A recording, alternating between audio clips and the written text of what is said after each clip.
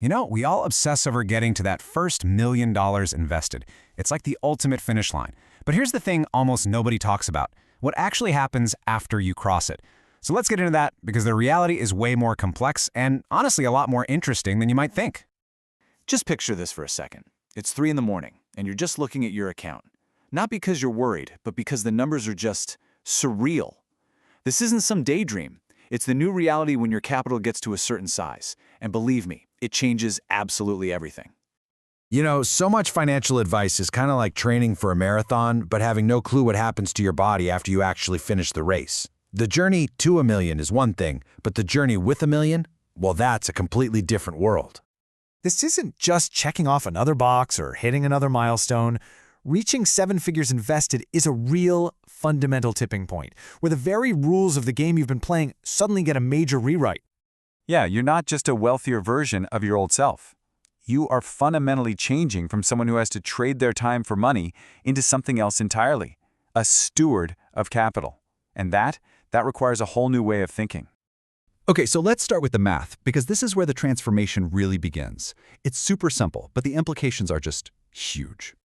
All right, so with $10,000 invested, a pretty standard 7% return gets you about $700 a year, which is nice. That might cover a couple of utility bills. No big deal. Now, let's say you're at $50,000. That same 7% return is now $3,500. Okay, that's definitely more helpful. That could be a pretty nice vacation, but you are still, without a doubt, completely dependent on your paycheck. But at $1 million, this is where the math starts to feel almost absurd. That exact same 7% return is now $70,000 a year. That's an entire income that requires 0 hours of your time. No commute, no office politics, nothing. Now, let's just put that number into perspective for a second. That 70 grand is more than the median household income in the US. It's literally enough to cover the entire lifestyle of the average American family. Your money isn't just helping you out anymore. It could be your entire life. And this really is the perfect way to look at it. I mean, think about it. You now have an employee that never gets tired, never asks for a day off, and just works for you around the clock. This is the exact moment where capital truly starts to leave labor in the dust. So, this new mathematical reality, it forces a massive psychological shift. You actually have to evolve from one very distinct mindset to a totally new one, from being a saver to becoming an owner. See, as a saver, your entire strategy is offense. You're accumulating, you're growing, you're fighting to add every last dollar to the pile. Your goal is to get rich. But as a capital owner, the game changes completely. Now your goal is to stay rich. The whole strategy flips from offense to defense, from just accumulating to preserving what you have. And here is exactly why that shift is so necessary. Look, a 10% market drop on a $20,000 portfolio is a $2,000 loss. It stings for sure, but you can recover.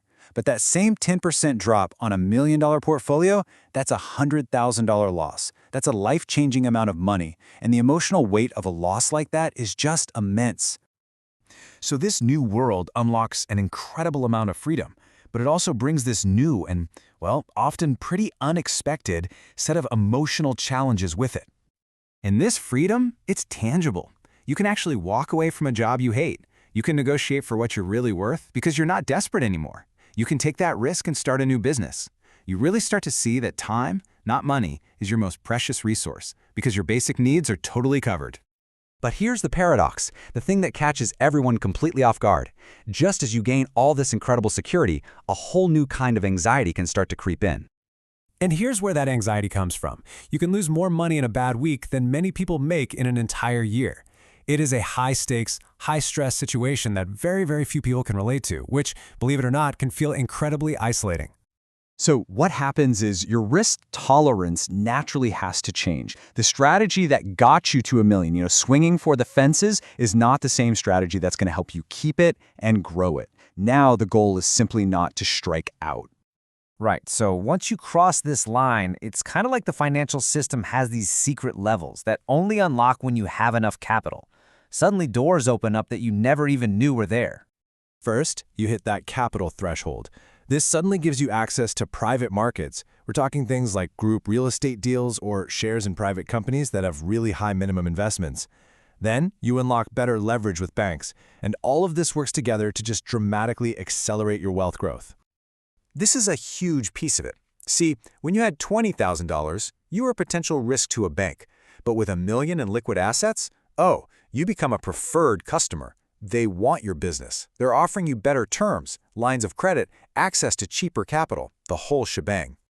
And all of this, it all leads to the final, and I think most profound transformation. One that really moves beyond just your own life. Think about it. When you were building your wealth, the whole focus was on your own security. But once your capital is growing faster than you can even spend it, your thinking just has to shift. You're no longer just funding your own lifestyle, you are now managing capital that can have an impact for generations to come. So, understanding this destination really changes how you see the journey, right? It's not just about hitting some number on a screen. It's about preparing for the person you're going to have to become once you actually get there. So the real question is, what does your own roadmap look like?